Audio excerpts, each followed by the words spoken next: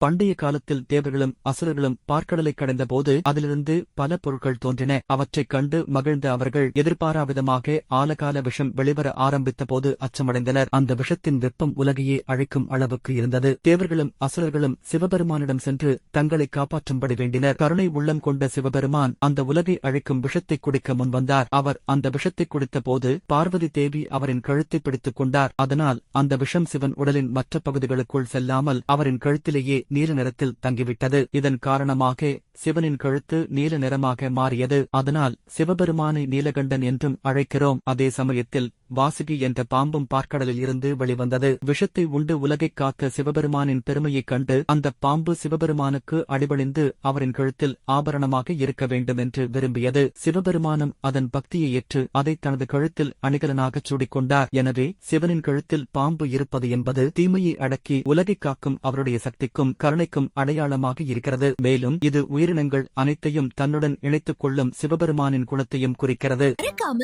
அற்புத உலகம் சேனலுக்கு சப்ஸ்கிரைப் பண்ணுங்க. பக்கத்துல இருக்கிற பெல் ஐகானை கிளிக் பண்ணுங்க. நாங்க போடுற ஒவ்வொரு வீடியோவும் உங்களை வந்து சேரும்.